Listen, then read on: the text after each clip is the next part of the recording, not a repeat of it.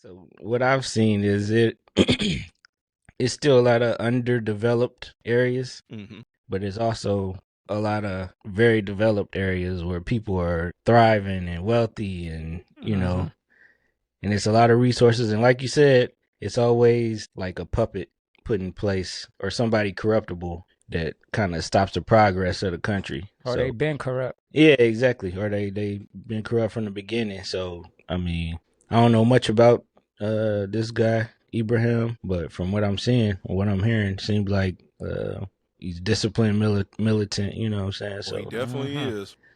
that's the type of leaders that they need over there. Yeah. So. Yeah. Okay. Welcome to the Uncultured Roots Podcast.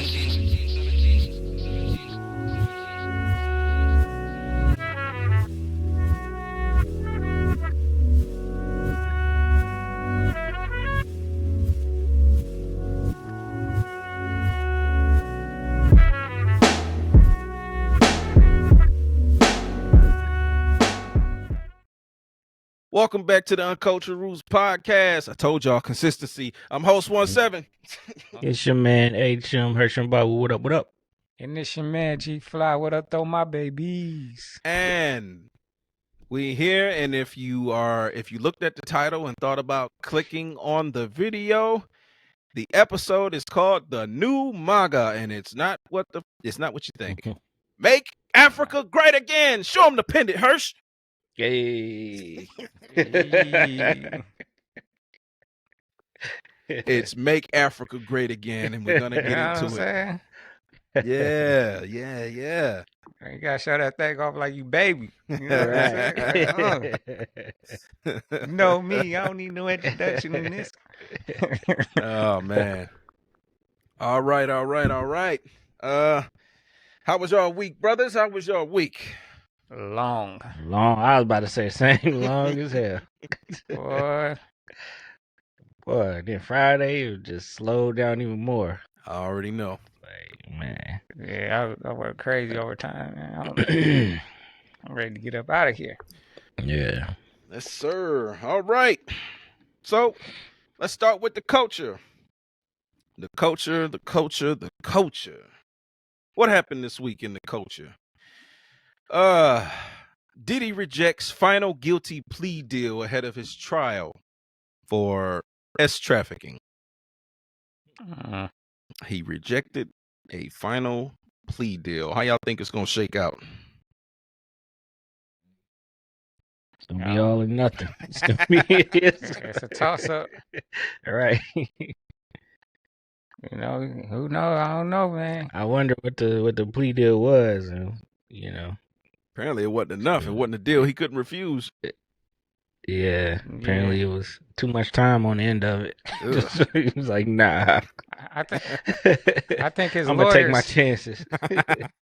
I think his lawyers might know something. You know? Yeah. Okay. I mean, at one point I looked at it like, I don't know, he might shake out of this. He might find a loophole out of it. Jay stumped out that Tony Busby. Yeah. And he was a part of that. Yep. So maybe that gave him some hope. Maybe a smidge. As he should. Yeah. Well, the reason I say what I'm saying is because they was I guess at that point when I heard they was debating on getting him letting him be able to what was it, like bond out or something? Yeah. Mm-hmm. So that's when they ain't gonna let him bond out. When I saw that, I was like, they thinking about letting him. I was like, okay. Gonna be over there with Russell Simmons. Ooh. Where's he in? Indonesia, I think. I think it's like Indonesia, Thailand or something. Yeah. Bali. Bali. Somewhere where they can't they can't bring him here. Right. What's that term? Here before it got too high. He was smart. The U.S. ain't got no jurisdiction to bring him back here. Yeah, okay. Yeah, he saw that coming. He was like, He's smart. All right. He probably never coming back. Right. All right, what else happened? Let's see. Outkast, Chubby Checker, and Salt and Pepper inducted into the Rock and Roll Hall of Fame. That happened this week. You know, Georgia, my second home. Shout out to GA. Shout out to Atlanta. You know, MacTown. All the cities out there, man. You know, I'm a big fan of the Outkast, man. Yeah. RP to Rico Wade. This is what you want. This I know Rico smiling. Yeah. Shout out to Old Dungeon family too. I mean, yeah, that's well deserved. Outkast for sure. Who else was it? Yeah. Outkast, Chubby Checker, and Salt and Pepper. So I had to look up and see who Chubby Checker was. Yeah, me too. I don't know. Chubby Checker, born Ernest Evans on October 3rd, 1941, is an iconic American singer and dancer. He rose to fame with his energetic performances and his role in popularizing dance crazes, most notably the twist. Here's what makes him the twist. Yeah. Here's what makes him a significant figure in music history. The twist. His 1960 cover of Hank Ballard and the Midnighters, the twist became a worldwide sensation, sparking a massive dance craze. It uniquely hit #1 on the Billboard charts twice, in 1960 and again in 1962. It's crazy. King of the Twist. Due to the immense popularity of the twist and subsequent twist-themed songs, he earned the moniker the King of Twist. First platinum record. His hit, Let's Twist Again, was the very first single. Was the very first single to be certified platinum. I didn't know that. Hey, that's what's up. That first platinum single. Okay. The first platinum single was Let's Twist Again. Did not know that. Chubby Checker. Oh, Grammy winner. Congratulations. Yeah, congratulations. I don't know why it took so long. I really don't understand it. He won a Grammy Award for Best Rock and Roll Recording for Let's Twist Again. Yep. Mm-hmm. Stage name is Chubby Checker, was suggested by Dick Clark's wife, Barbara, as a playful nod to the similarly styled popular artist Fats Domino. Okay. Yeah, I had to get that in there because I'm like, I wasn't familiar with him, and yeah, me neither. It's okay. That's where my grandmother used to get that from, when she used to call bigger people. I know nowadays you can't fat shame people, but back then she was like, "Oh, you Chubby Checker." Guess that's where she got it from. Chubby Checker. And of course, to our beautiful sisters, Salt and Pepper, for everything they did in hip hop during their time in the 90s. Yeah. Beautiful, man. I'm glad they got their recognition. So is Spinderella part of that too? I hope so. Don't leave Spinderella out. Yeah. Y'all don't leave Spinderella out. No. Yeah, I know she was a big part of it. Man, she was there from the beginning, man. Come on now. Right. Yeah. So yeah, shout out to Salt and Pepper, man. You know they on the Mount Rushmore. They should be. They should be. Women rap. They should just be. rap. Period. Just rap. They legends. Yes, they are. Yeah. I'm glad you said that. They definitely are legends. Yep. Push it real good. Baby. And like for all of this hit me, and I'm sure it hit y'all because y'all are gamers too to a degree. GTA 6 pushed back to May 20. Come on, man. 26. Rockstar. Damn it. Only thing I was waiting for. Fuck. Me too. I thought got that money shit put was aside fake. for it. I thought that shit was fake until I seen the official Rockstar shit. I'm like, Rockstar came oh out, yeah, Yeah. bitch. Rockstar Playing. Take Two. What is y'all doing? Playing with my emotions. Playing with my emotions. Playing with my emotions. Oh my God, man. Boy, Damn. Whole nother year. Fuck. You know they playing with my emotions if I grab my damn camera, dog. I'm sick of this shit. I've been waiting. Waiting. Hey. Boy, I better smell the crack off the crackhead on, Right. on the game after when y'all done with this. Like, man, The 4D. Oh my better come with a God. voucher. 4D crack smoke. Oh my God, man, this is ridiculous, man. It's better, man. When I get this game, man, I better get like $2 million in free game cash money or something. Yeah, right. You got to do something for us, man. You know it's gonna be like $80 on PS5. They was talking about it might be $100. Oh yeah, They I bugging. believe it. I believe But it. I'm putting money aside now. There. Hey, listen. They bugging, but let me put this money. Look, hey, yeah, that right there. Y'all niggas tripping, but take my money, bro. I'm gonna spend this money. Hey, what Fly say? I'll be able to smell the crack off the curb. Nigga, we all fiending right now. Like, bro, what the fuck, bro? What's taking you so long? Shit. Man. Fuck, just give me the game. Give me a demo or something. Fuck, nigga, I'm dying over here. Shit. Yeah, they get that 100 out of me. They'll get that 100 easy, man. And I hate saying that shit because I don't want to pay y'all that. But damn, you got us by the genitals. Damn it. It might be worth it because it's gonna be a big game. Yeah. It's gonna last for a long. It's gonna last for a long time. Yeah. They know that because they milked the shit out of GTA 5, and Man. it wasn't even meant to last this long. Yeah. Man, The thing is, man, Sony talking about PlayStation 6 already. So no, Man, see, I don't want to hear that. Hey, look, I'm getting it on the 5 and PC. PS6 is not in the future for me right now. I got that damn PS5, and I ain't got no physical games for that motherfucker. Everything's digital. This is the first console in history where I've only had digital games, and I don't got that many of them because there's not a lot of games for that system that's worth playing. Yep. Call it what it PlayStation. is. Yeah. For PlayStation 5. Just in general, like most of the games I play is on this fucking computer that I'm on right now doing this show. Man, I bought that. I got the one with the disc. But Me too. Drive. But then I done got that extra space. Okay. Yeah. And that ain't. Then I bought a terabyte or something external hard drive. Yeah, that's what I did. Well, not external. That's the internal hard drive. Yeah, because the games are ridiculous. Well, we ain't they long, big as hell. Yeah, bro. I ain't gonna make this into the game. Well, shit, we can make this a gamer channel, but gamer podcast. That'd be something we do separately. Yeah. Once this take off, then we can start tapping into our we're gonna break into the game shit too. We ain't got day jobs no more. Let's break into this game shit.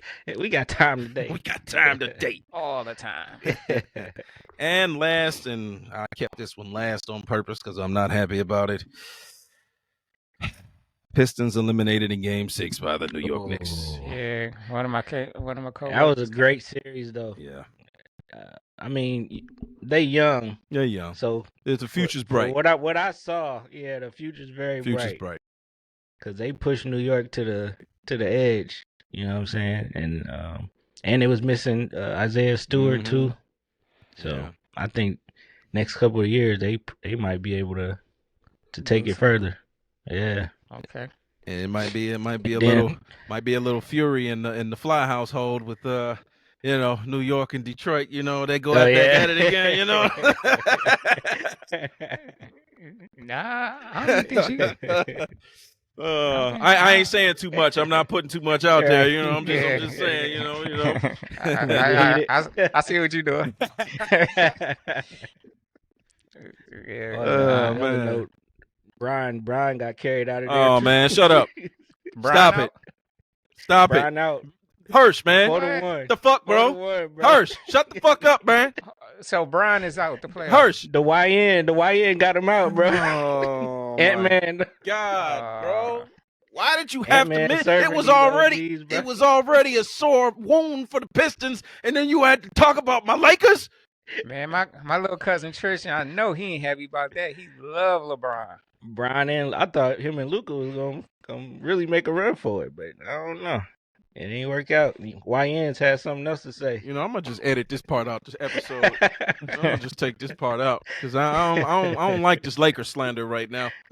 We're a little hurt right now. Okay, L.A. and Detroit, we're a little hurt right now. You think Brian gonna retire after this year? You think he's coming back? Shut the fuck up.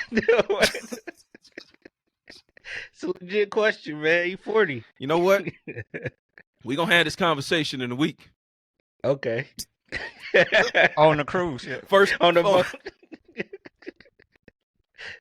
Don't go by the edge. We got a whole week to argue about this shit. Don't go by the edge. As a matter of hell no, absolutely not. You my brother. I would never do such a thing. But if you do go by the edge, man, go by where the boat's at. I would never do such a thing. That's my brother. Y'all my brothers. I wouldn't even dream of it. But I think what this was, because I'm pretty sure our wives are not going to watch this show. I think that's how we get them to go on and do their own thing. Let's start talking about sports and let them talking about mosey off. Like, and it's like, cool, and then we can go do our own shit. Like, perfect. Yeah. That's perfect. Yeah, okay. They're like, all right, we gonna go. Yeah. Only when we need a break, because we do the family time and all that shit. But, other than that, when we like, hey, bro, you think what I'm thinking? Yeah, bro, we need a break. When all it's right. time for the Grease concert. Yeah, exactly. Hey, I don't know if you told Kay, but I already told mine. I'm like, ain't no more plays, ain't none of that. No, not this time. No. I was damn near falling asleep in there watching that shit. But anyway, that's neither here nor there. All right. Damn, this nigga Hurst opening up wounds and shit. Sitting up there fucking. All right. So we're gonna move on to the core of the show. Titled this "The New MAGA Make Africa Great Again." So for everyone, if anyone has not been paying attention, because I know they have not been talking about it too much in the U.S., but in international news, in the country of Burkina Faso, and let me share my screen so I can show people Burkina Faso on the map where it is located. Shout out to them. So here's West Africa. Yes, Burkina right Faso. In the green. It's a landlocked country, surrounded by Niger, Mali, Benin, and Togo, Ghana. And Ivory Coast, or Cote d'Ivoire. And what's going on is a young brother by the name of Ibrahim Traore. I hope I'm saying it right. He is lighting the world on fire. And I'm going to introduce you to the brother in his own words. We, African heads of state, must stop behaving like puppets that dance every time the imperialists pull the strings. When we, the people, decide to defend ourselves, we are labeled as militias, but that's not the issue here. The problem is seeing African heads of state who bring nothing to these people who are fighting, but who sing the same tune as the imperialists by labeling us as militias, thus calling us men who do not respect human rights. What human rights are we talking about? We are outraged by this, and it is shameful. Okay.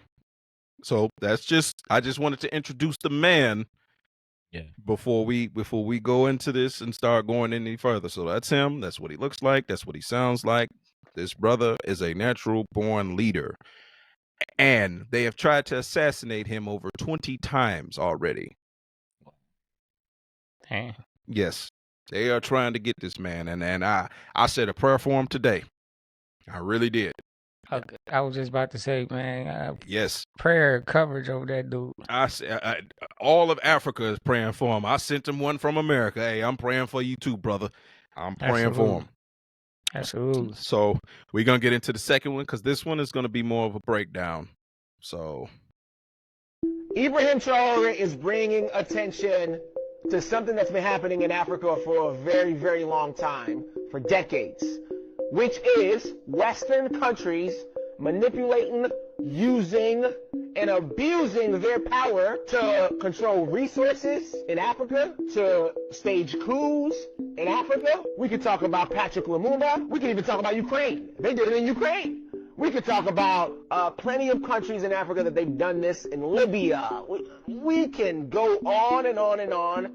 The United States, along with their allies in the West, have done this for a very long time. So it's pretty awesome to see that this issue with Ibrahim Traore is bringing people together to understand that, hey, listen, this can no longer happen. Africa needs to be independent. Countries in Africa need to be independent. People always say, oh, Africa is poor. Well, duh, if you're getting robbed for all your resources and they're taking advantage of you any chance that they get, of course you are going to have issues when we're talking about poverty. We're going to have poverty issues. And then we have leaders in Africa who don't have the backbone like Ibrahim Traore has. They don't have the guts like Ibrahim Traore has.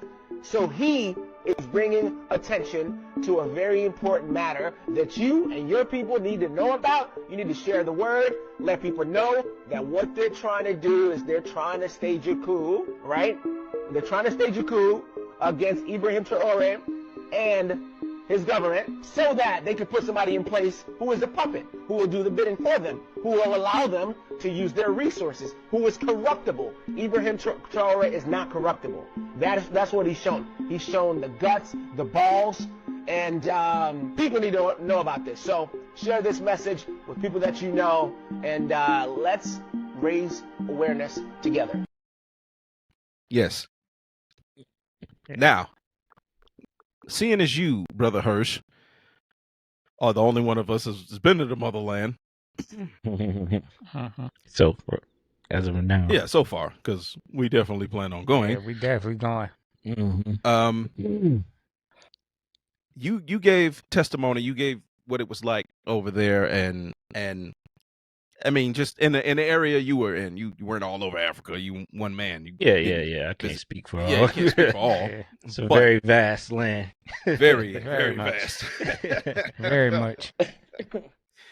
But seeing what he's trying to do, as the young brother just explained about trying, and I got some other clips of Ibrahim saying it in his own words about, because he addresses this. He's like, every year the West puts out this list about, Ghana and Nigeria and all these countries are poor. They're poor. We always ranked at the bottom. And he's like, well, when we ask you to leave, why won't you leave if we're so poor? You're right, exactly. He asked the question, and I'm like, what do you want with us? Why are you here if we're so poor? These are things that people can find out when they start using their brain and start thinking. Yep. That part. So what I've seen is it's still a lot of underdeveloped areas, but it's also a lot of very developed areas where people are thriving and wealthy, and and it's a lot of resources, and like you said, it's always like a puppet put in place or somebody corruptible that kind of stops the progress of the country. Or they've been corrupt. Yeah, exactly. Or they been corrupt from the beginning. So I mean, I don't know much about this guy Ibrahim, but from what I'm seeing or what I'm hearing, seems like he's disciplined, militant. You know what I'm saying? Oh, so, he definitely is. That's the type of leaders that they need over there. Yeah. So this was also in another clip that I watched earlier, because one of the videos, and I hope we have time to get to them all today, but one of the videos I had to chop it up into 4 parts because it was like I think it was like 6 minutes or something long. So I'm like, I went in there and I edited earlier and I had to chop it up into 4 different parts, because I'm like, everything he was saying is just like, man, I had to break it down, because I'm like, bro, I can't just let this play for 6 minutes because there's gonna be so much stuff that we missed. Like he was really talking, you know what I'm saying? And so even if I don't get to it all today, we're gonna talk about it one of the next episodes we do. Like, because this is not one of those ones where I'm putting in the vault and never get back to it. Like, no, we're coming back to this. Like, because this is what Uncultured Roots is. It's a urban black show, Right. And even though we're based in the United States, that's our homeland. Yeah. We do it for the people, the melanated people. Yes. That's what I don't put it too far-fetched in my mind that I'll live over there one day, because you know what I'm saying, if things go down for America like we know it will eventually, that's where I'm going to be headed.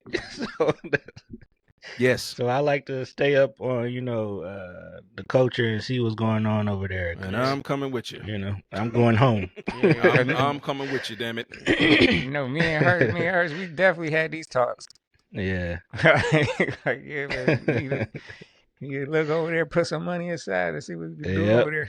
Yeah. But it's funny, I don't know what it is. Maybe it's the worldwide algorithm or something. But man, this is something that's been, I know I've been seeing it. I'm sure a lot of other people have been saying it. Like, Africa need to take theirs back. I've been saying that forever. Like, man, That's civilization, the birth right there. You know what I mean? I mean, science backs that up. This is not me just saying this. The oldest person they ever found was over there. So yeah, God know what he was doing when he was making this thing. You know what I mean? He put human beings.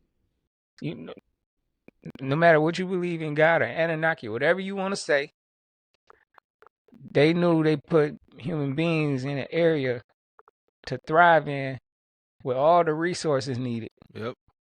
The Garden of Eden was definitely on the African continent. That's not even up for debate. If you want to believe the stories, it was in Africa. It wasn't nowhere else on the planet. If it was, I wouldn't put it past it. They got everything. It's the reason why they there. So I'm glad they standing up and saying, yeah, take back our stuff, get our stuff. Yeah, y'all should, man. Yep. Yeah, and it'd be good if a lot of those countries unite. Oh, they're already headed in that direction. Yeah, because that's what I was like. I didn't want to interrupt nobody, but the momentum, like Fly was just saying, as far as the algorithm, like things are changing. The momentum is shifting, and I'm gonna be honest. The momentum started shifting when they put that fat orange fucker in office. Like there was just something us as a collective was like, hey, no. Yeah, he like speed the process up. Yes, he accelerated the process. Yes, 100%. That right there. Between them and I know they fed up because they've been dealing with people coming over there raping stuff for so long. Yes. And then this thing that's going on with all the European countries, all this little trade war stuff going on. I know one thing, this is something, Muammar Gaddafi was trying to get in place years ago. You know the trick. Yeah. Call him a dictator, get him out of there. Yeah. Speaking of that, because he addressed that too. Ibrahim addressed that. Or no, it was either him or one of these other videos, but he tried to step back. He tried to step down, and because he was like, all right, let's have this democracy, like, let somebody else get elected or whatever. And the people rejected it, said, no, we want you. They rejected it. They say, no, we want you. So understand that regardless of whatever reports you hear come out, whatever bad they try to put on this man, those people want this man in office. They want him in that position, and they are going to fight. And unfortunately, some will become unalived in defense of this man because they like, no, he's the one. He's the guy. Like, it's him. He's going to get us to where we need to go. And because, like I said, I'm praying. I'm praying for this brother. I'm praying for him to reach every goal. And he's got a beautiful family. They showed a picture of his wife, and he has 2 sons and a daughter. Like, beautiful family. This brother, young brother, protection over his family also. Yes, actually, yes, absolutely. They want this man to do what he's doing, and he's uniting with countries around him, and like I say, I'm gonna just try to squeeze this along, so hopefully I can get to everything. But if something happens to him, I feel, let's put it this way, because I'm not going to put this out there in the universe because I don't want nothing to happen to the brother. But I'm saying, if they were to try to replace him, let's put it that way. If they were to try to replace him, whoever gets that position, if they're not towing the same line that he's towing, they won't be in that position for very long. Yeah, because the people are not going to stand for it anymore. Yeah, they're not going to stand for it anymore. That's why to bring it back full circle, the momentum has shifted. The momentum is changing. It's like what I say last week, like you say all the time. I think we quoted the Bible: "First shall be last, last shall be first." And it's so ironic, Fly quotes the Bible all the time. I brought that up on the show last week, and now this has been in my algorithm. It's been catchy because I support a lot of pro-black stuff, so it was only a matter of time before it popped up in my algorithm. And I'm like, and once I found it, I'm like, oh yeah, I just went researching. I went down a rabbit hole. I'm trying to get all the information possible that I can get on what's going on over there. Like, no, I'm on this. I said, no, we got to whatever the hell's going on here in America right now, domestically. None of that shit matters to me right now. I need to know what's happening over there. That's our homeland. That's where the next revolution is going to take place. That's what I'm paying attention to. So it was very important that this be brought up on the show. Yeah, absolutely.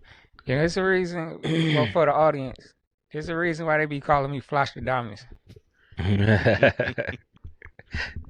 You know, I just tap into the algorithm, bro, and I can see it. Like, this is the time where they gonna get it together. They gonna figure out how to get it together. Yeah.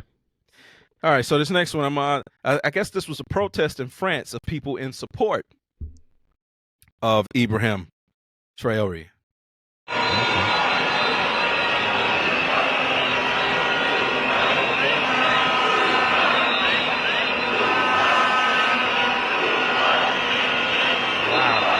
a lot of people. Wow. And support. Is that diaspora or is that just everybody? Right. Well, hey, you know, it's funny that you say that because I got a clip of pink colored fella kind of like, hey, he doing his thing, you know what I'm saying? Like he kind of like in support of it. So but I'm gonna go on to the next clip. Go on to the next one. This TikToker, her speech is going viral. She's a Pan-Africanist from Ghana, and she gave a speech about Ibrahim Traore. Listen. And so enough is enough. We read the history books by Sankara. We read about Lumumba. We read about Nkrumah. We've read about them. I'm not going to sit down for my great-grandchild to read about Traore being killed. So as long as I am alive, I will stand and fight for Africa. I'm not walking just like this. This is a spiritual battle. We have gone to the rivers. We have called the ancestors. We are fighting for Africa, and that is why I am here. There's no way I will live and watch them kill Traore. Touch Ibrahim Traore, you touch every black person in the world. We will not take it. France, USA, bugger off and leave Africa alone. That's why I'm here. Ibrahim alive. She said enough is enough. Leave Africa alone. She named all those past leaders that gave their life for Africa. And now, these other countries, France, US, they want to go after Ibrahim Traore. What do you guys think about this? Is this a spiritual battle going on? Let me know. Comment below. It's definitely a spiritual battle. It's multiple things happening at once. This is scary for them. Everybody uniting around this one black man. Ooh. No one man should have all that power. He's the Messiah they feared. And I worry about that because they trying to make example out of them and do them like they've been doing our leader. It's a reason why we haven't had one like that. Exactly. Yep. Because they definitely didn't want that domestically. They didn't want that problem domestically. They do it to cause fear in the ranks, so nobody won't step up. Nobody steps up. Yep. They make it so where they nobody steps up willingly and they put somebody in place. They choose. Yeah. Who gonna lead? So. Yeah. Looking at the time, we're definitely gonna have time to get to them all. So I'm gonna move on because I'm gonna move on to this next one. And before I even move on to the next one, I appreciate what that beautiful sister was saying. Yeah. Because you could see and feel. You could feel that she meant every word of what she spoke. So genuine. So genuine. Man, that's why I'm like, when I saw that clip, I said, oh no, I got to get this. This is a powerful clip in and of itself. That is. I felt some energy from watching that. That's why I'm like, man. And it's kind of difficult for me because all my life, I was teased and told that I wasn't black growing up. Like I say, that is literally the root of where this show started. Like, that's why it's titled the way it was. Because all my family members are black. Yeah, I might be light skinned, but majority of my family members are darker than me. I just happen to be light skinned. You know what I'm saying? Mom and dad's side, majority of everybody is darker than me, but I'm just light skinned. And I happen to, I guess, talk a little proper than most people, and I was criticized and heavily scrutinized growing up, talking about how I'm not black. But even though I got all that pushback, even though I got all that heat, fought all that hell, I always still embraced black culture. I always still felt black. Cause I'm like, how the fuck you gonna tell me I'm not black just because I don't act like y'all? Nigga, I'm still black. You know what I'm saying? That's just ignorance. It's just ignorance. We're not a monolith. Yes. We look all kind of different shades. That's what's special about us right there. Like, we kind of all different shades, sizes, and everything. We just a big old gumbo with all this flavor with it, and it's just that's why they hate us, bro. We got all that going on, man. I mean, name another life form on this planet that's like this. You can't, man. But that's why, that's what I'm saying, man. That's why it's like I felt so. I be feeling so connected, even though I've never been to the motherland. It's like, man, but I do feel so connected to those folks. Even when even with the Africans I've worked with, like when I used to do security and I used to work with some African brothers, like I always felt like I had a connection with them. It's like, man, I couldn't never put my finger on it, but it's like, man, like instant brotherhood. Yes. Yeah, bro. That's how it's always been, man. So that's why it was so weird. It's so weird when I hear other black folks say, man, them Africans, they don't mess with us. They don't rock with us. Like, and I'm like, that's not been my experience. Most of the Africans I've been around been cool as hell. Like, hey, man, like it's because I'm like, they don't look down on me and I don't look down on them. I'm like, even in for our African brothers and sisters in the Caribbean and the Afro-Caribbeans and Afro-Latinas, like, we just in different spots of the planet, but we all from the same fucking spot. Yep. That's the thing, man. What people gotta understand, like, man, it's a batch of people that's negative. It's gonna be a batch of people that's positive. It's some Africans that they pump is like a mug. But it's extra. But they, I kind of, look at that and say, I can respect. Mm-hmm. I can respect how prideful they are. Yeah. And I'm like, I like that. I kind of like that. Even though they pompous, but I'm like, okay. Yeah, you can't tell them nothing different. I can respect that. Like, hey, we got to have people like that in our community. Yeah. We got to have it. Yeah. What I was gonna say though is like, it's gonna be some negative and then it's gonna be some positive. So all the people that's heard some Africans say something like, man, that ain't everybody. Come on, y'all know how that works. Exactly. It's negative on both sides because growing up in Detroit with a name like mine, it was a target. I had to get thick skin right away. Yep. Yeah. Hey, so you caught it because of your name. You had the complexion, but it's name just your name. Complexion. Yeah. If you dark, you gonna get it off the strength. But I had the name to go with it too. Yeah. So I really was like, I was right back on their ass too. Yeah. Yeah. Hey, man, and obviously I'm not going to say my government name on the show, but I didn't realize how black my government name was. And I'm like, oh, okay.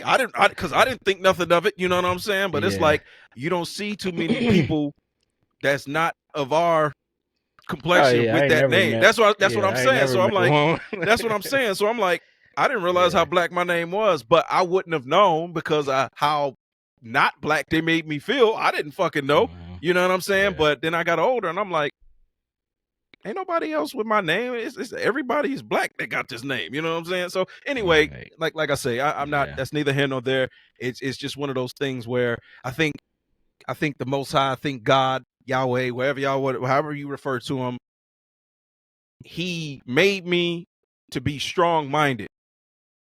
He made me to where it's like, okay, when he was creating me, hey, this little motherfucker right here, you gonna need a little extra.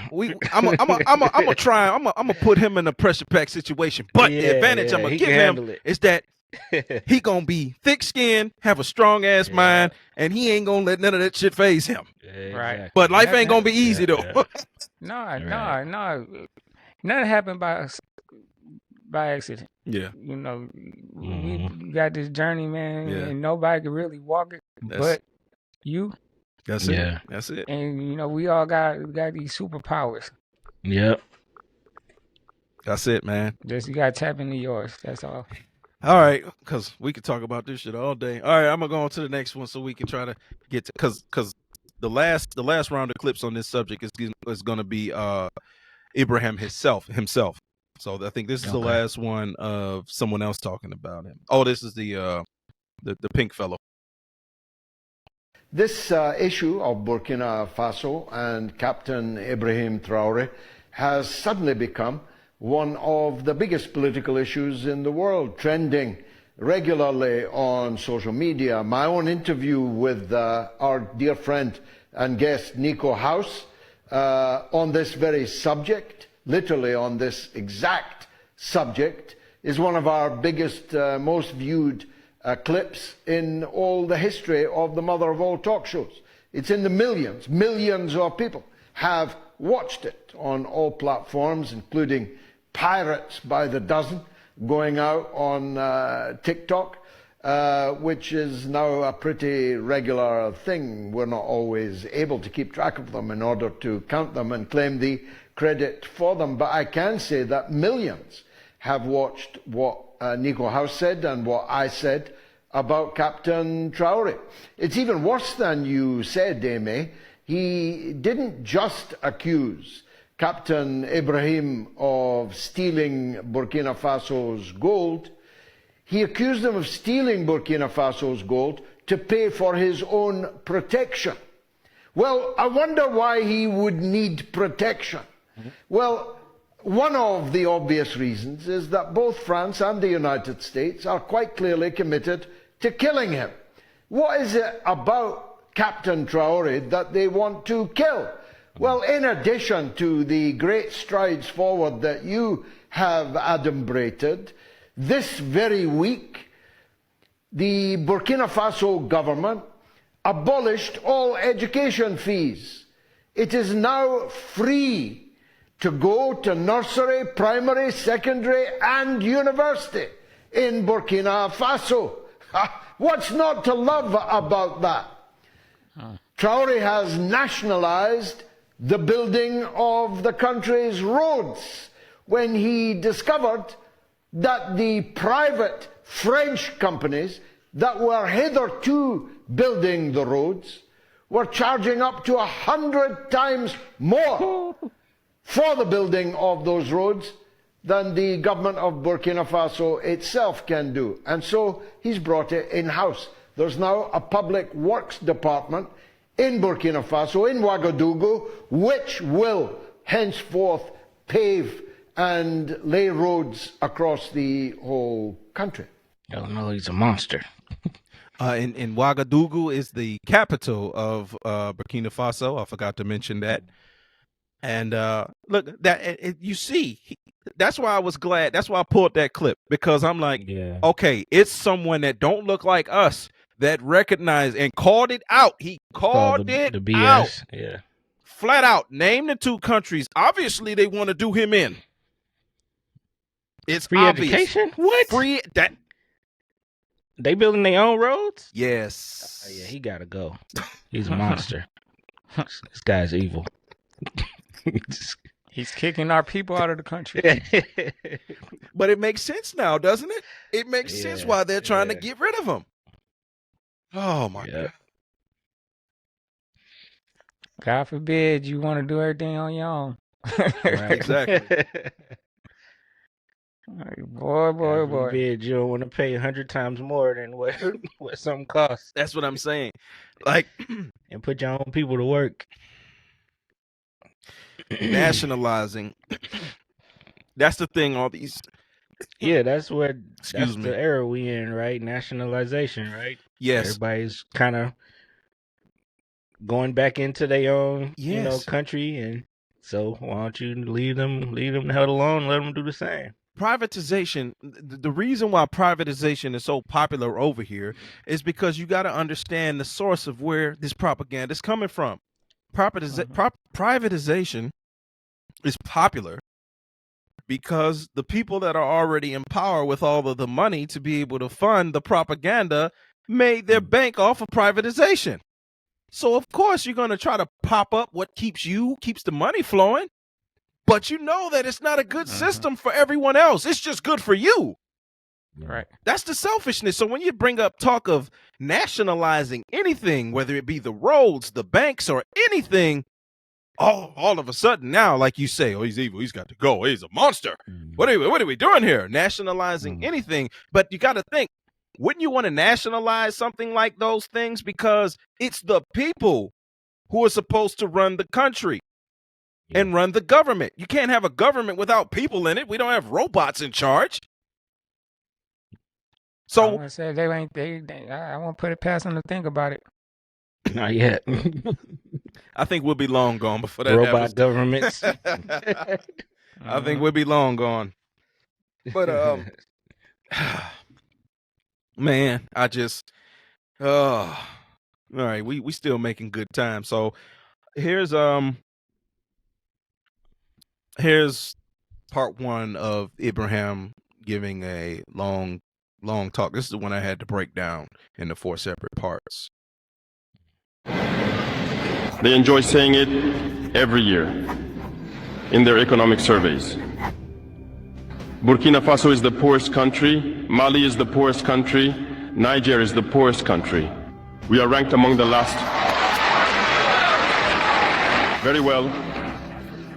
If we are as poor as they say, but when the time came to take responsibility, we asked these masters to leave. Why don't they want to leave? When we take the case of Niger, for over 40 years, some countries have been exploiting uranium to produce energy for themselves. From Ottawa to Paris, the streets are lit up. That's the light. But in Niger, it's darkness that is served to us.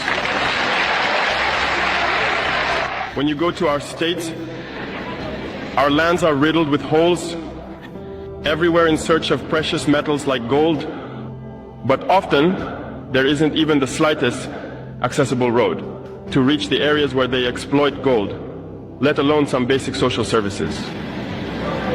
That's why we decided to revolt and take the destiny of our countries into our own hands.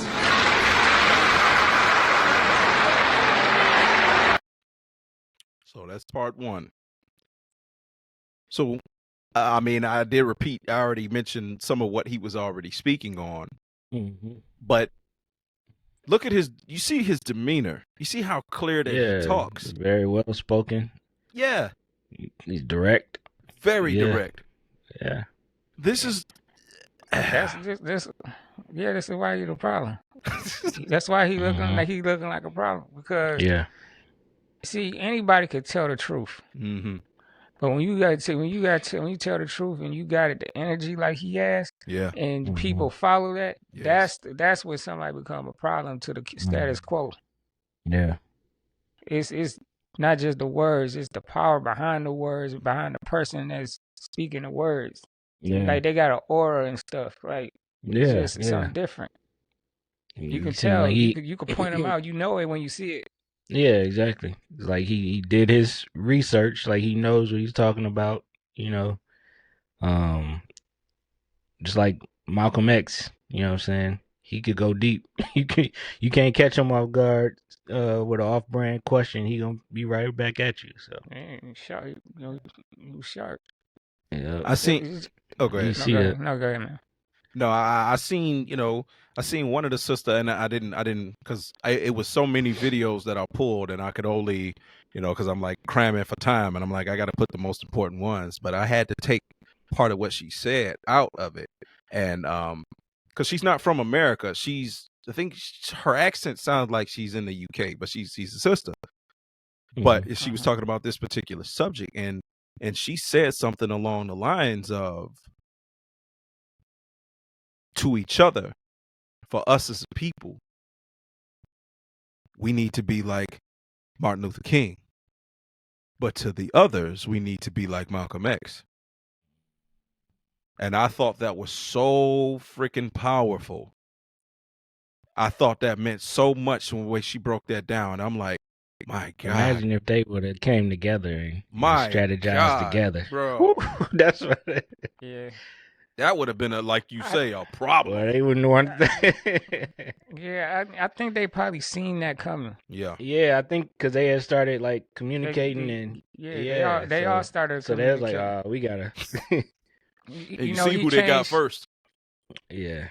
You know, they changed. You know, Malcolm kind of changed Malcolm's thinking. Mm-hmm. Yeah. And so, you know, everybody knows that, you know, Martin kind of changed his stance a little bit. Mm-hmm. Yeah. It was like, you know, I think, you know, I led my people to a burning building. Yeah. Like, right. We need to focus more on this economic. Yep. Mm-hmm. And that's when it was like, get them now. Exactly. Yeah. You got to go now. Talking about the money. When, yeah. I think he probably regretted about the desegregation and all that. Yeah. Yeah. Yeah. Yeah, because black folks was talking about that. Like, they were saying, like, a lot, because I watched some interviews with some of the older people. They're older now but they were in that movement. It's like, yeah, you know, all about it's like, it's not to knock MLK, but what you were doing and why they propped you up at first is because that was all stuff that the white man wanted. They wanted black people to pick not the racist ones. From an economic perspective, see, Martin Luther King didn't get to that perspective till towards the end when he started to realize it. But they knew ahead of time. Oh, what he's doing is going to help us. It's going to take those black dollars out of that black community, and it's going to create more generational wealth for us because we're going to desegregate. They're going to shop with us. We're going to welcome them into society with open arms, the society in which we already control everything. Right. What they Instead wanted, of them building their own. Exactly.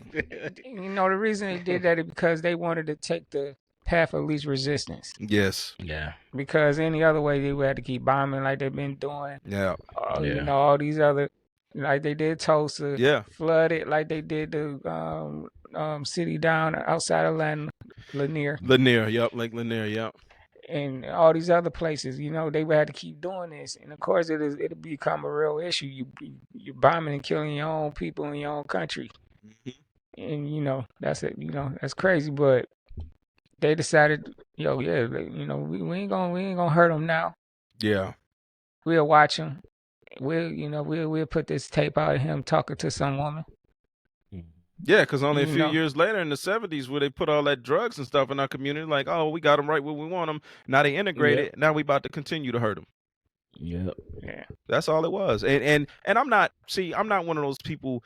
None of us were alive during that time, so I can't fault. Right. I can't fault MLK for not knowing.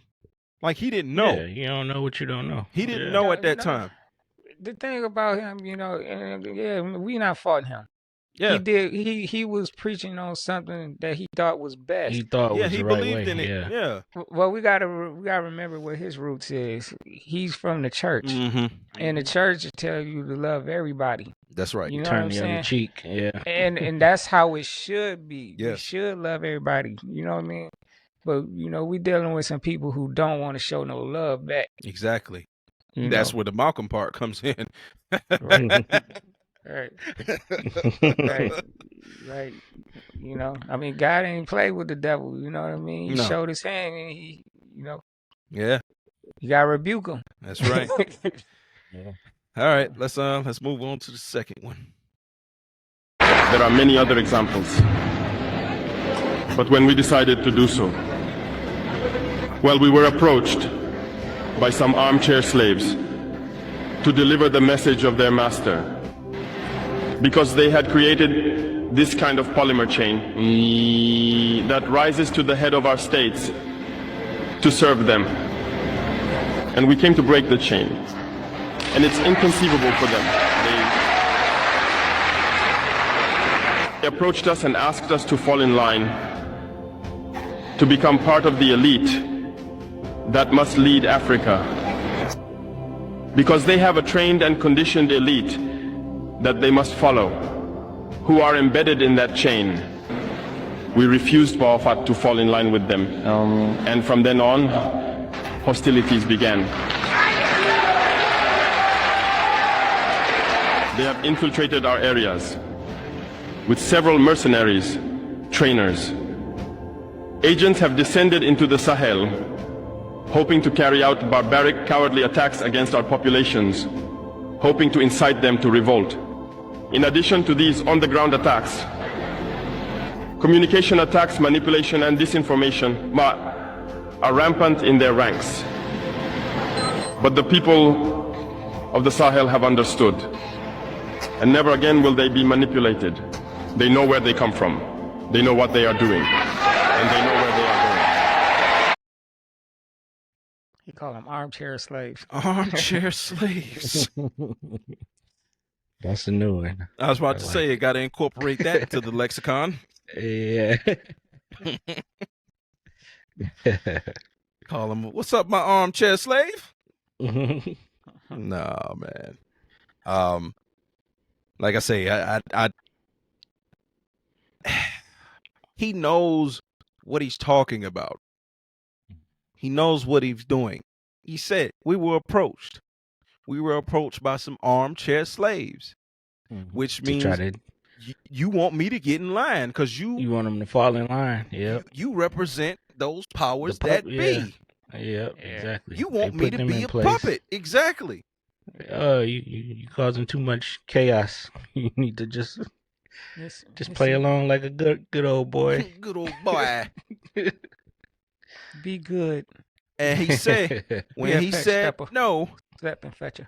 Yeah, step and fetcher. He said no. When he said no, that's when the hostilities began. Yep. Sounds about right. Mm-hmm.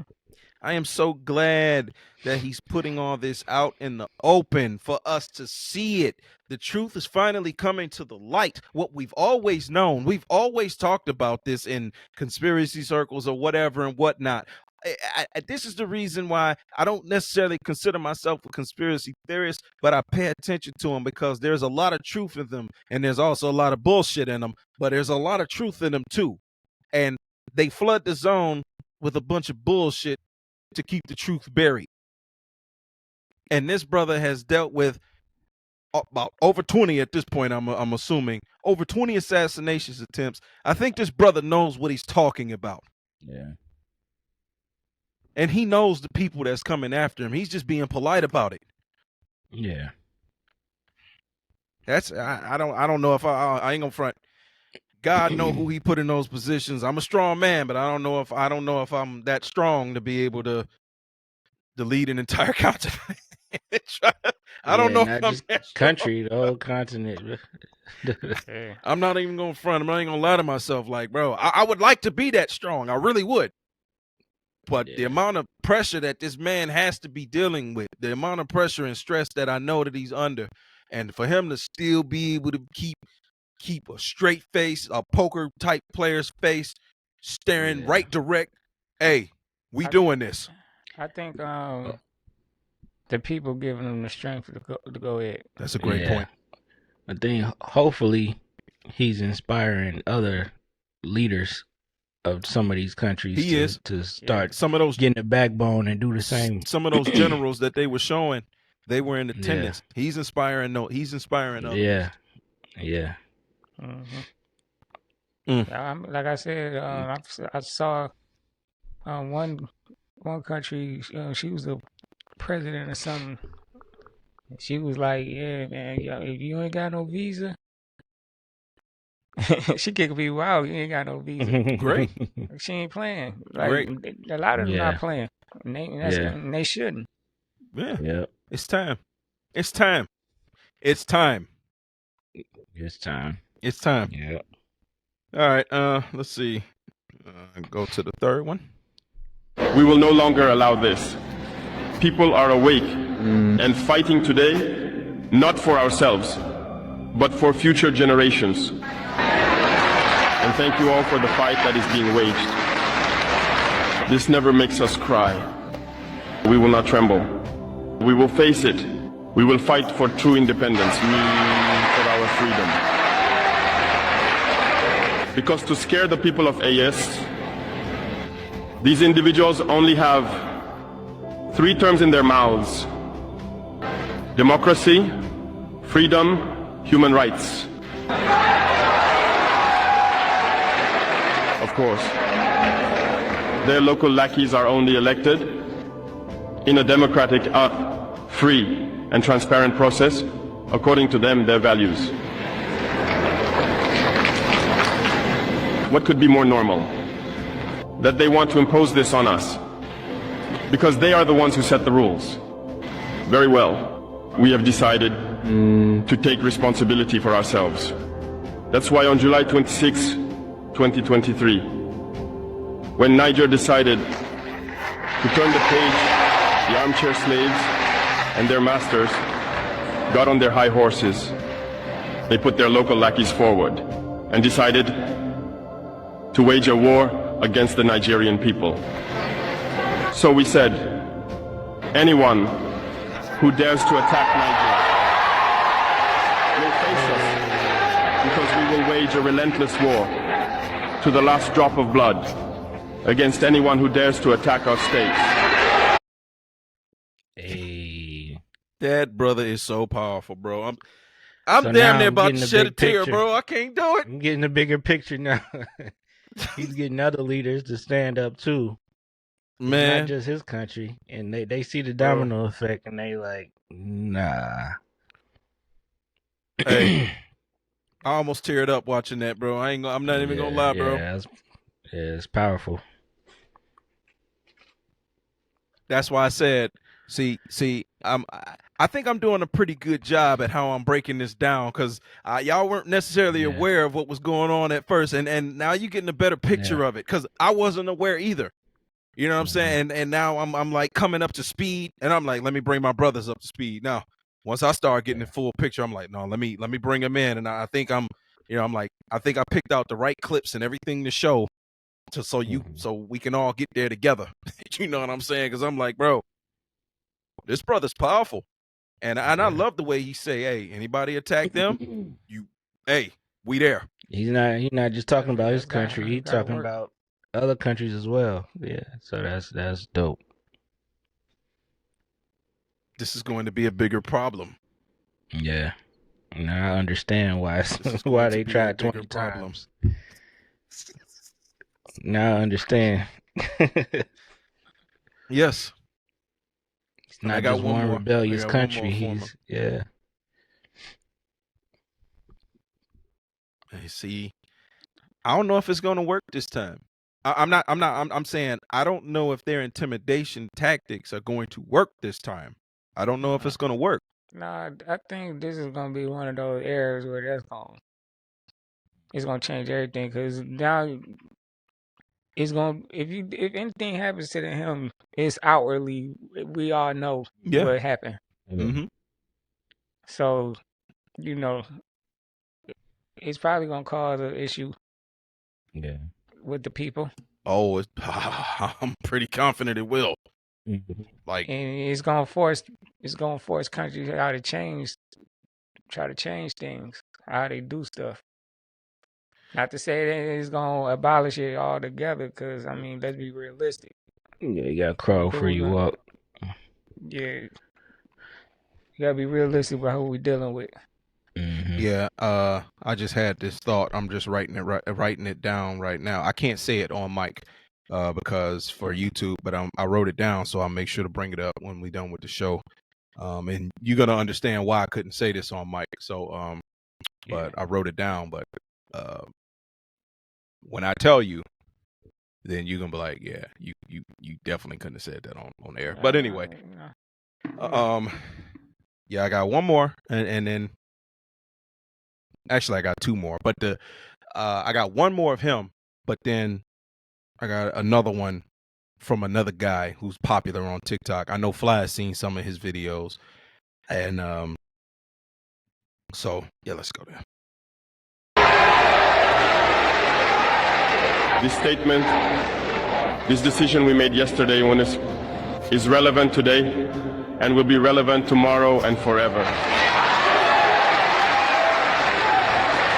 Thus, the AES was born on September 16th, 2023, within a framework of mutual defense. But we deemed it necessary to extend and expand the architecture of the AES. What brings us together today should allow us to venture into other areas beyond defense, notably finance and economy, infrastructure, health, education, and so on. I hope that these moments will be a story we write for the AES, but especially for Africa and the entire world. May God enlighten each and every one of us. May God inspire us in these tasks entrusted to us. And above all, when we carry out our work, let us keep one thing in mind: the supreme interest of our populations.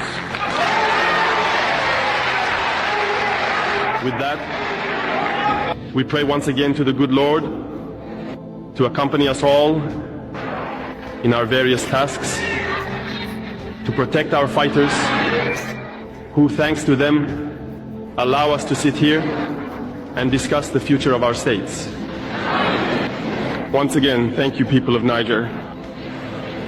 Be united and in solidarity. People of the AES, the homeland or death. The homeland or death. They ain't playing, bro.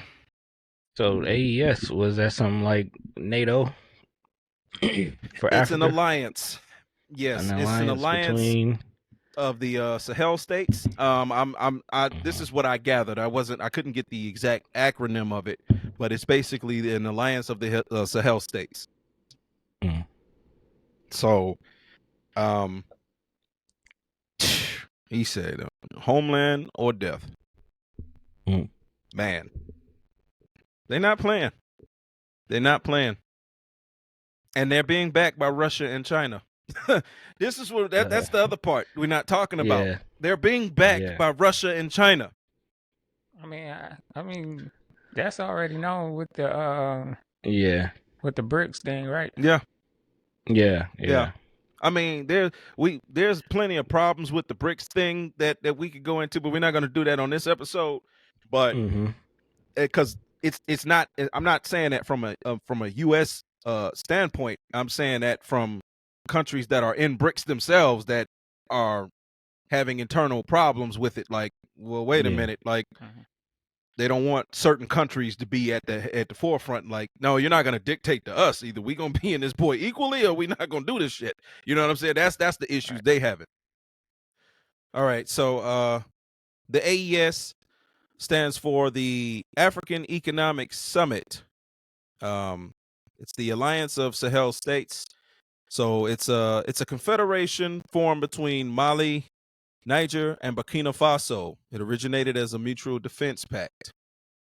So when he's talking about the AES, you know, they're coming together and militarily, economically, like he broke it down. Like he's like, it's not just education, right? Health, trade, health. Yeah, all type. Yeah, we're coming together. We're trying to become united. Yeah. And my thing is, if anybody's watching this who don't look like us and you have a problem with this, why would you have a problem with it? Europe has the European Union. All those white nations come together. Right. Economically. You have NATO. All these white countries, including the US, come together militarily. It makes logical sense. You should make an alliance with the countries that around you. I mean, it's just somebody need to tell that orange guy. Exactly. the Asian, they have one in Asia. The name is eluding me right now, but they have an Asian version of that. You know, so it's just like, if you have a problem seeing black folks come together, I think there's a much deeper problem within you. It's long overdue, I think. Absolutely. Absolutely, man. Absolutely. All right, so I'm gonna play this last one. I'm pretty sure Fly has seen some of this brother's videos, and I watch a lot of his videos because he just be making too much sense, man. Ibrahim Traore is the revolutionary archetype of the 21st century. He was forged in the reality of Western-backed insurgency and Western economic warfare and propaganda. Ibrahim Traore led a coup against a government that was subservient to its foreign masters. The West's relative power is receding. That old wolf still has fangs, but the global South is raising some young lions of their own today. They're reviving the spirit of Lumumba and Sankara and Nkrumah. Your grip on Africa is being pried open. You know, it's often only in retrospect that we recognize the magnitude of a figure who shifts the course of history. Burkina Faso, the land they call it, the land of upright people, has again produced an upright man, not only for their country, but for all of humanity. First, they gave us Thomas Sankara, who was a Catholic, but his life was extinguished. You know, there's been many, many coups across the continent, but usually those just replaced one neo-colonial agent with another, usually.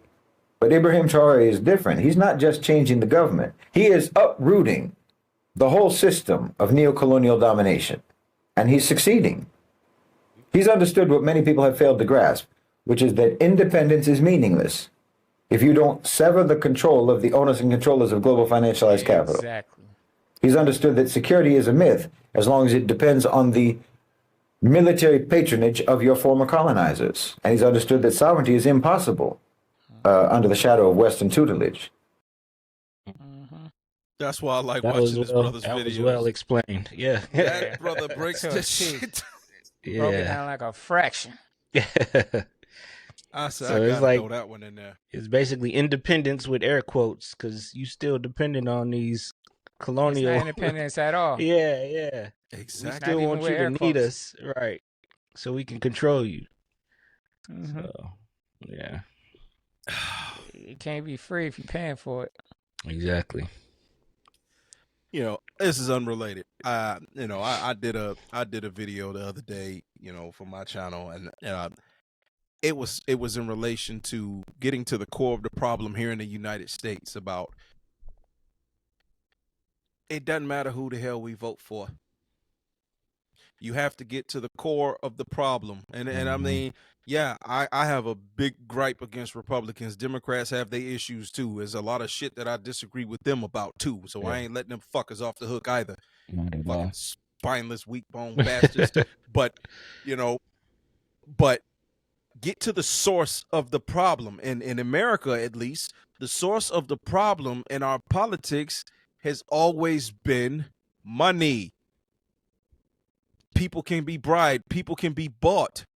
That's the source of the problem. If you can't get money out of politics, then there's always going to be a power imbalance there. So what he's saying, like what Ibrahim was saying himself about the armchair slaves, basically you're all of the puppets from them because you're on their payroll. And you're trying to convince me to get on the payroll. Yeah. So the puppets, the leaders of these countries, they're living a good life. Exactly. But they have to make sure they keep robbing their population in order to keep living a good life. So, exactly. So go ahead. I'm sorry. No, I was just gonna say it kind of circles back to this discipline. Mm-hmm. If you discipline, you more powerful, because they can't bribe this guy. He ain't even thinking about today. He thinking about the future generation. So yes. I think that's what makes him even more powerful. And let me see if I can find this right quick, because I saw a post. I want to know, did I save it? I saw a post on Facebook.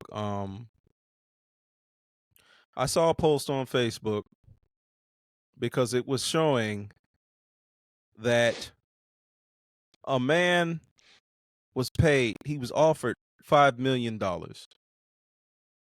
He was offered $5 million to take out Ibrahim, and he said no. He turned it down. No, I can't find it. Damn, I thought I saved it. I must not have saved it. Here's the video of somebody saying this.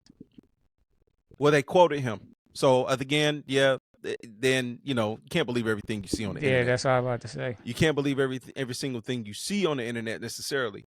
But I wouldn't put it past it, considering they tried to assassinate this guy 20 times already.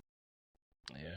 And of course, just like they do here in the U.S., just like how they do here in the U.S., where they try to use us against us. Yeah. They'll take a member who look like us to do their bidding. That's why I got They can't get close no other way. Exactly. That's the point. That's the point. They use one of us to get to Malcolm X. This is why I don't respect black Trump supporters. I just don't.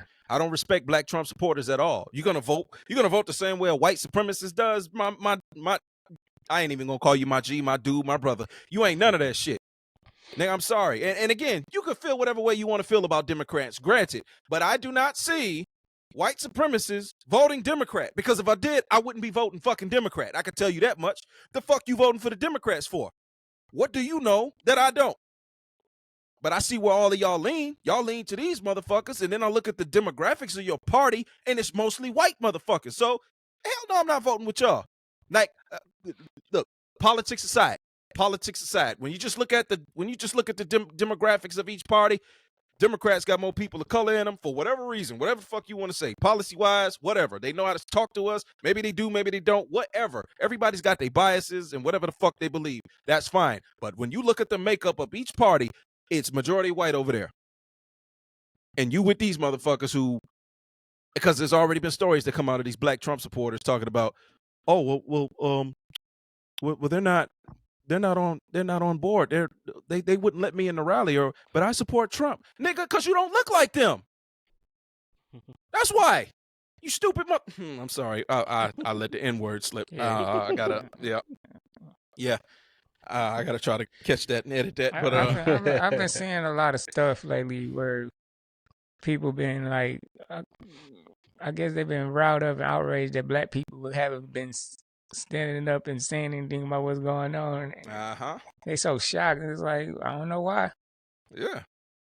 What we gonna do? Do what we've been doing for years, helping and not getting nothing from it. Do all the dirty work. Exactly. Right. And turn around and you still in the word. You still a ninja. Mm-hmm. Oh well, you know what? That's great because I didn't even. I don't know how I do it. I didn't do it on purpose, and it just happened the way it's supposed to. So we're gonna go to our next topic, which is, I called this one "Racist Support Racist," but I also titled it "White and Wild." Did you call the word? It is my business. You call him a. Okay, why don't you have the boss to say it right now again? Fuck you, all right, that's what you say. Nobody dig into your shit. A little fucking kid just did, you dumbass. That little kid, you call him a little child? What if he acts like one? He's gonna. Are you about to hit him? You chase him here? He took my son's stuff. Okay? So that gives you the right to call the child 5-year-old the N-word. If that's what he's gonna act. That's what you're gonna call him. That's what he's gonna act like. You know that's a hate speech, and you can be recorded for that. I don't give a shit. Huh. Fuck off. Okay, we'll see about that. What the internet has to say about you. She called a young child the N-word because she claims that he took her son's stuff. That's not even the worst part about it. See, what stuck out to me wasn't necessarily the video. It wasn't the video itself. It was, let me see if I can find it, if I can pull this up somehow. I gotta see if I can find it first. I don't think I can. She gave like a whack excuse, like, because you took my son's stuff. Okay, you not a mother. Kids don't do stuff, and you can't be going off the rail like that, calling them all kind of N-words. She just exposed who she was. That's pretty much it. I mean, there's plenty other words you could have called the little guy if you was mad at him. But that just showing everybody what you are. She's not a real true like. She's not being an adult. No. She was acting like a child herself, like calling names and stuff. Like, man, you're an adult, man. You as an adult, you supposed to, no matter what color you are, as an adult, you supposed to say, no, that's not good. Especially when there's no other parents around. You got to be the one to tell the kid the right thing to do if they doing the wrong thing. I don't care how mad you get. If your go-to when you get mad is some racist stuff, you racist. That's what's in you. No, that's not even the worst part. Here's the other part. This is the part right here. A give, send, go. Help protect my family. Her goal is $1 million. She's already raised $375,854. Yeah. That's why I titled it "Racist Supporting Racist." I mean, I'm not surprised by that because that's what they're gonna do. They support each other. I understand. We just talked about a whole continent supporting each other. You think these white people? They've been supporting each other for years. Ain't nothing new. But I guess what I'm saying is, it just puts it on. It just puts it on full blown display. So for all of these people, and because I you know what, I gotta say this, man. I gotta say this. I am so sick of you Sambo ass freaking black folks. Y'all ain't black to me. Yeah, now it's my turn to say who the fuck ain't black and who is. Y'all ain't black. You trying to say, you basically give a pass to these white people for doing stuff like this. I want to know what their excuse would be for, well, I mean, he shouldn't have took nothing. So you just gonna take our word for it, right? Like they ain't had a history of lying on us. Like they ain't had a history of saying we SA'd a white woman. You ever heard of the Emmett Till story? Oh, because he so-called whistled at a white woman. Oh, so they got to beat him to death, right? Really, a child? There's a history of this shit stuff. Man, I can't. You already lost. I get really passionate about this shit stuff, man. This is just easy right here because it's like, yo, man, look. Kids are gonna do things. Yes. This is why you got to be a parent and correct them when they doing the wrong things. Like, yes, still learning. She was supposed to be an adult and tell the kid that they doing that the kid did something wrong. No, you don't take from another kid. The same way you would want somebody to tell your kid if they were in the wrong. Yes. See, when you're in a community, no matter if it's just black or white or you in a mix, it's supposed to be a community where you're supposed to be looking out for each other. You know what I mean? If it's some kid, like, if a kid came, hurt herself in front of my house, I'm like, yeah, you know, where you live at, man? Make sure you get home. Like, you're supposed to look out. Like, you ain't got to be all acting, oh, he's a new, that's how he's going to act. Like, come on. You're not a grown up. You just older. You're not a grown up. You're like a grown kid. Like, come on. Yeah, I just. That's not even really my biggest gripe. Is that she cussed out the kid. Sometimes kids need to get cussed out. You know what I'm saying? But the fact that she went to some racist stuff, that just showed me who she is. I'm in full agreement with you, Hirsch. Sometimes kids need to be cursed out. The little bastards be out of line sometimes. Yes, especially the ones who ain't got parents that'll discipline them, right? Who ain't taught them what respect or disrespect is. Yeah, them fuckers deserve to be cussed out. I remember I was like 9 years old riding down Menastique. It was this one guy. It was like down the famous street. Famous Menastique. Yeah. Shout out to Steak Street. So I was riding my bike down the sidewalk. Then I kind of fell into his grass. He opened the door like, get on my grass. Yeah. Get your mother ass off my goddamn grass. I was like, did they film Friday on your street? That's the last time I ever went on this grass, though. What's his name? Stanley. Right. Oh man, You look more like Bernie Mac, but Get your ass on my grass. no, he looked like Pinky, the dude that played Pinky. He looked just like him. Get up my grass, sucker. Right. One more time. Dog. Do it again. Nah. Do it again. Do it again. One more time. Oh man. But yeah, I know people are human, so if somebody messing with your kid, you can get in the moment, you know what I'm saying? Yeah. But the racist, Yeah, the racist stuff, that's what's in you. That just show who you are. That just shows that's what's just in you. Yeah. That's just in you. And I'm be honest, man, like I say, I'm gonna say the quiet part out loud because that's how I am. This is why we don't fuck with y'all on a major level. This is why we are sticking to our own. Because we all feel like that's inside. Exactly. Exactly. And you know what?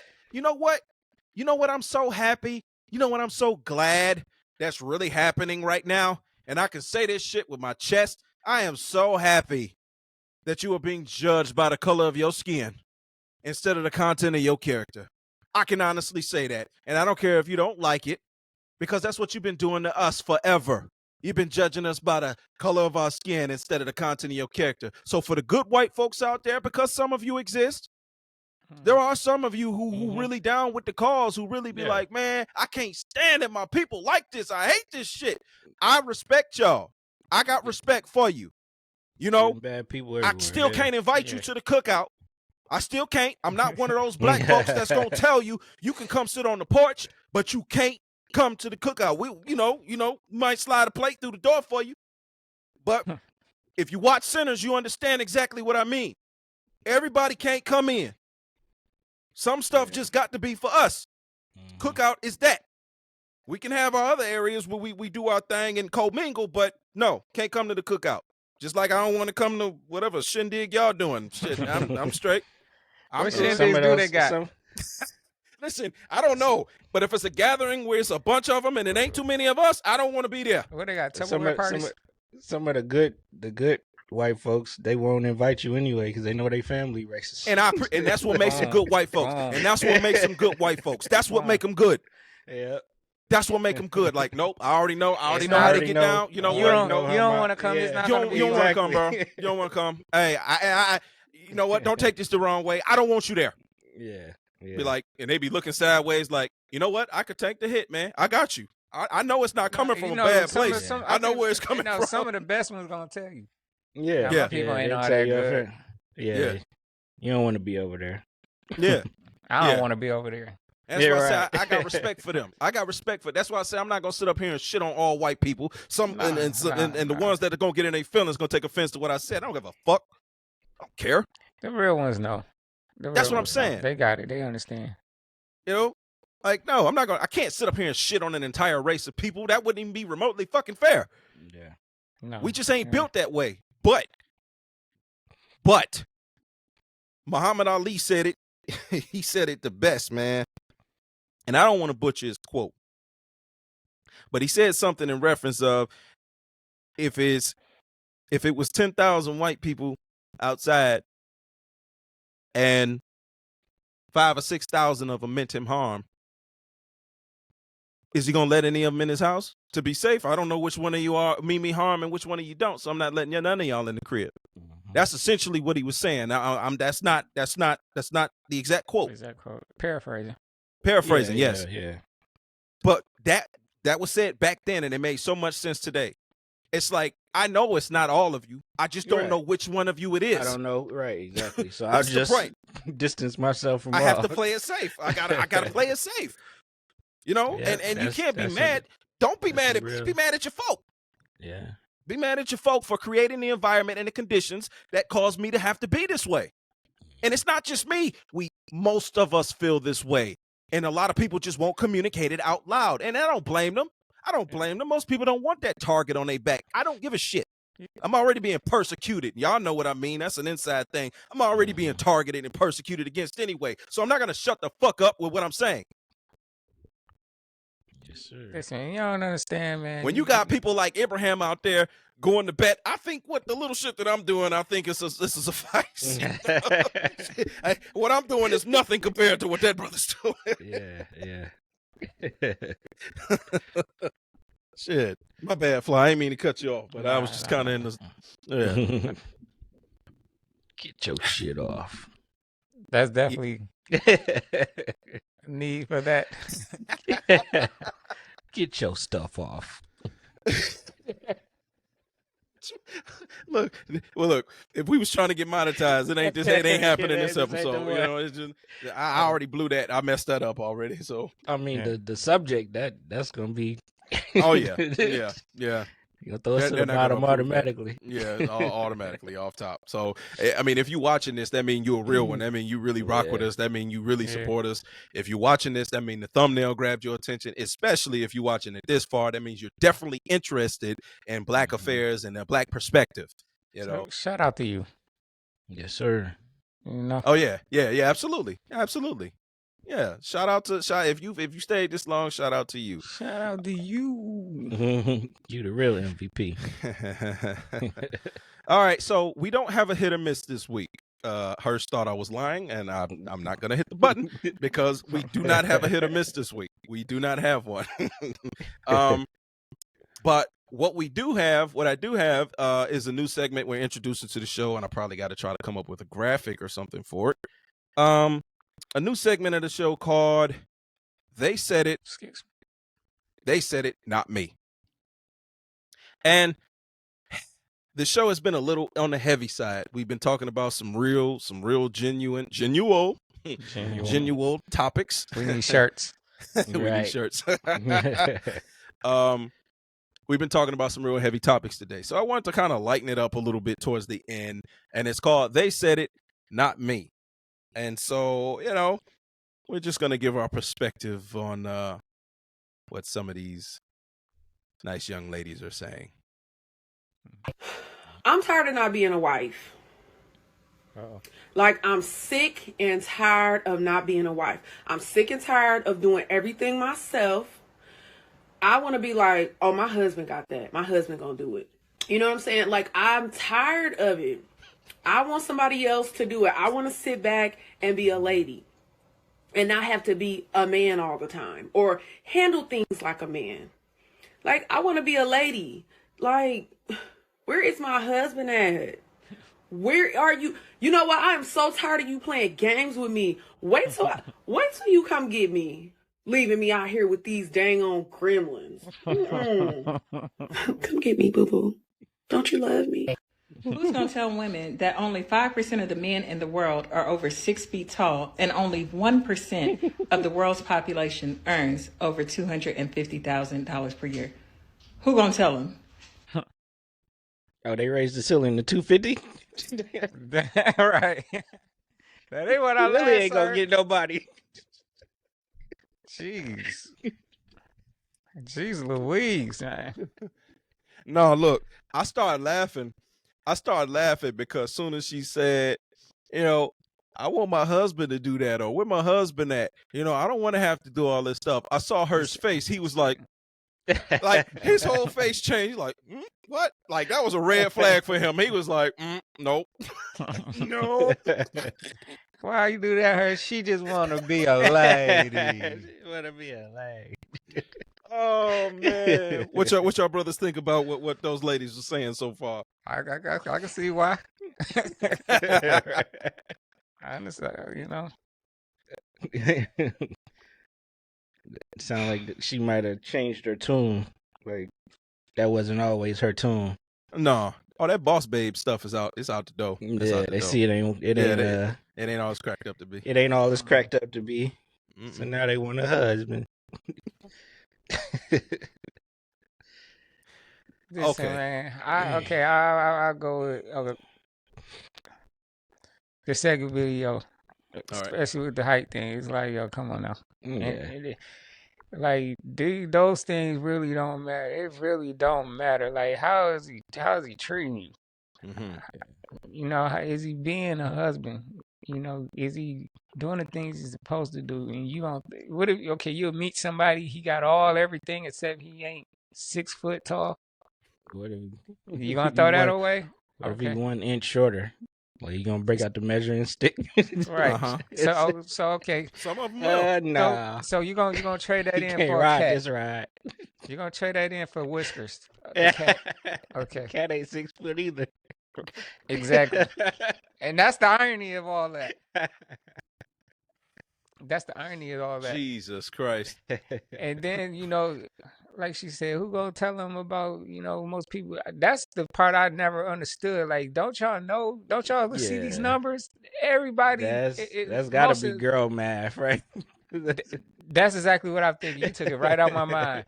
That is exactly woman math or girl math because, and I'm gonna say girl math because I think women are more understanding of these things. But everybody, like, if there's more people making $100,000, man, come on, man. If it was really like that, come on. Yeah. It wouldn't be this hard for you to find somebody if that was the case, right? Yeah. So I don't know who y'all up here thinking making all this money. Y'all better stop watching all these crazy shows y'all be watching. And 250. That's your odds are very low. I'm telling you, look, man, stay off of Instagram and stop watching all these shows and stuff that be on TV, all these reality shows with these people supposed to be making all this money, and then if you find somebody over 6 feet making 250, he gonna have a harem because everybody want him. Yep. Right. So pick of the litter. He gonna have. So you gonna have to think about sharing somebody. Right, you got to be a sister wife. They definitely gonna be sharing. Well, you gonna have to be a sister wife. Yeah, you gonna have to get down with Neo's program where you got. Yeah, exactly. Yep.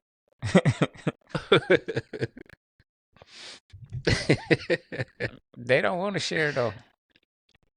Get down with Neo's program. Yeah, I saw that. I'm like, I respect the brother. Hey, if you can pull it off, you can pull it off, man. More power to you. That's a little too much headache for me, but y'all got it. I guess my response is to the first young lady.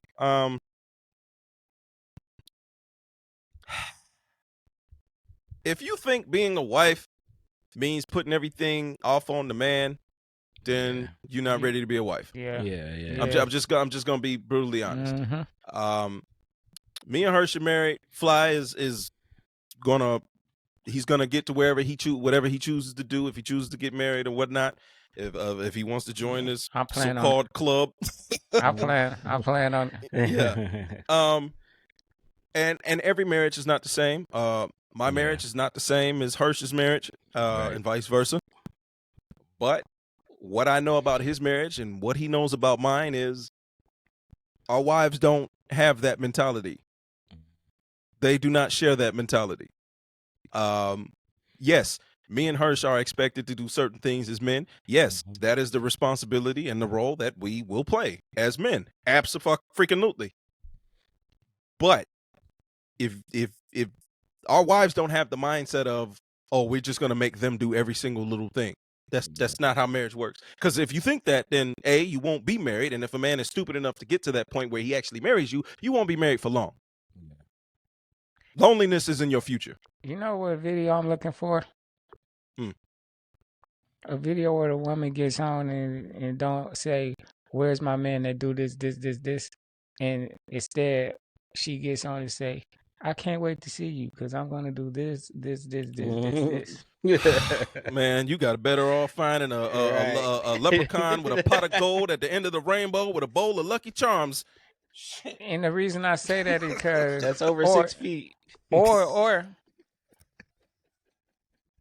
a woman that gets on and say, we're going to do this. We're going to do that. Yes. Because if I see that video, I'm looking at somebody who got it, who understand. Hey, I'm gonna let you teamwork. Yes, I'm gonna let you ladies in on the secret, man. My wife knew she wanted to be married a long time before I knew she wanted to be married. I said this on the show before, and I said openly, my wife was the one that taught me about partnership. I didn't know what the hell partnership was. I was still in that old school mentality. I was just willing to do it. Like, all right, well, I guess I got to do this, do that. She was the one that say, no, we ain't going to have you doing everything. I got a part to play too. And her teaching me about partnership, her using the words, not me. I can't even take credit for the shit stuff. She's the one that was talking about we need to build together. That was her words, not mine. I can't take credit for that. She already knew. She knew more about this than I did. So I always got to give her credit, even if we ain't even if me and my wife on bad terms, which we're not at the moment. But even if we were, I couldn't take credit for the stuff that she taught me. Yeah. I'm very open about that. I didn't know. And so that's why she was built to be a wife. Now, granted, does she have her flaws as a wife? Absolutely. Do I have my flaws as a husband? Absolutely. Plenty. Okay? I ain't no saint. I ain't perfect. So it's about that mindset. And that's why I wanted to address the first young lady, because it's like, if my wife had that mindset, I wouldn't have married her. Mm-hmm. That's just a fact. And the three men that you're looking at on this panel, these are all three good men. All three of us are good men. All three of us. Absolutely. So 2 of us are married. 1 of them is working on his way to getting there. So we ain't out here playing the field. You know what I'm saying? So, well, anyway, like I say, I'm not going to go too much further than that. But the women with that mindset, y'all need to fix that. Hers look like he froze. Oh, it's still there. He's still there. Yeah, keep reconnecting. Like he's struggling. Oh, yeah, no. Oh, you having them problems I used to have. Yeah. You still hear us though, right? Yeah, I still hear. Oh. Yeah. Okay. All right. Well, you know what? We just gonna maybe that's our sign, and maybe it's time to cut the show. You know what I'm saying? We had a good run. We had a good run. Yeah. So but anyway, look, that's our show for this week. Oh no, I ain't say nothing. Okay. Anyway. Yeah. All right. Yeah, we're gonna go live this week. Still trying to pick a day. Probably Monday, probably Wednesday, but we are going to go live this week because we are not going to have an episode next week. Because as it was said, me and Hirsch will be out of town. We'll try to work something out to maybe we could try to put something on the channel while we're out there. But I'm not going to make any promises, but we are staying consistent and transparent. That's why we're putting it out here right now. So that's also why we're going to go live this week. So, and we're going to talk a little bit more about it on the live stream. So, if you're watching this video, just kind of keep a lookout for it. Don't know if it's going to be Monday. Don't know if it's going to be Wednesday. Somewhere around the time, whenever Hirsch is available, we're going to, make sure it works out. So, but anyway, that's been today's episode. The new MAGA. Make Africa great again. Yes, yeah. Sir. Yes, sir. Yes, sir. That's yes, right. Sir. That's right. That's right. Yes, sir. Yes, yes. For those who are listening to the audio version, and I should have said this at the beginning, Hirsch has a continental African pendant on for those who can't see it. Yeah. That I purchased from the motherland. Yes. And Fly. It was made in the motherland. And Fly has his has the color scheme. The nice African beads color scheme. The great green, red, and black. That's right. So we're gonna bid y'all adieu. Until next time, y'all be safe out there, and much love and light and prayers for Ibrahim Traore, if I'm saying his name correctly. Yeah. The African brother over here doing this thing. Absolutely. More power to you. Hey, follow us on everything, man. And don't be a talker, be a walker. Follow us everywhere like a stalker. You know what I mean? Every year. So, till next time, y'all be safe out there. Enjoy your lives. And love the people that are close to you. Absolutely. Peace out. Peace.